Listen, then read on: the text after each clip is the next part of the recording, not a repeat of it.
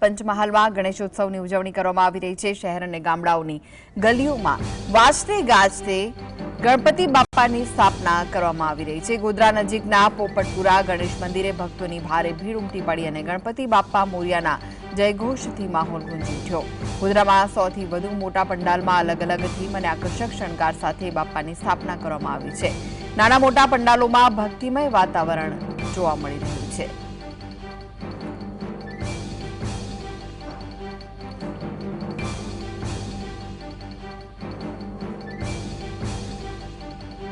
તો આ વિશે વધુ માહિતી માટે જોડાઈ ગયા છે ગોધરાથી સંવાદદાતા રવિ।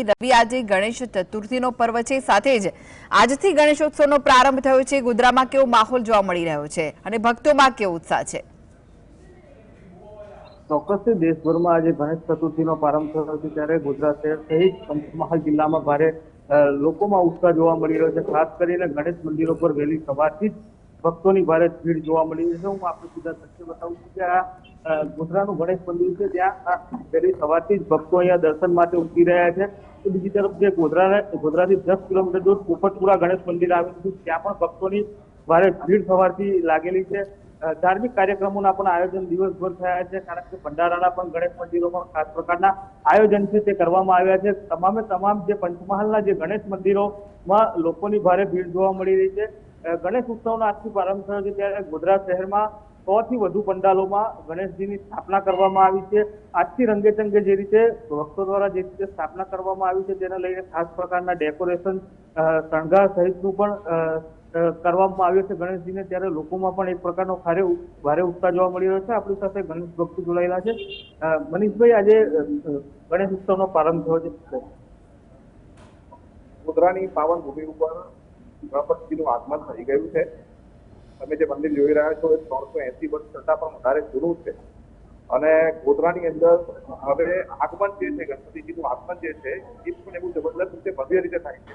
100 કરતા વધારે પાંડવોની અંદર ગણપતિ દાદાની ભવ્ય પ્રતિમાની સ્વીકારવામાં આવે છે, એમનું આગમન કરવામાં આવે છે અને એમની ભાવ ભક્તિથી એમની ભક્તિ કરવામાં આવે છે।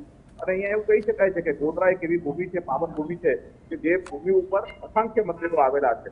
અને સાથે સાથે એવું કહી શકાય છે કે આ જે ઉત્સવ છે એ જ્યારે સ્વતંત્રતાના સમયગાળાની અંદર જ્યારે અંગ્રેજોની સામે બધા એક થઈને લડવાનું હતું, ત્યારે લોકમાન્ય તિલકે આ ઉત્સવની શરૂઆત જાહેર તરીકે કરવામાં આવી હતી અને આ જે ઉત્સવ જે છે એ જાહેર બધા એક સાથે થઈને ઉત્સવ બની શકે, ભક્તિમય વાતાવરણ થાય અને સાથે સાથે સ્વતંત્રતાની યોજના પણ બનાવી શકે।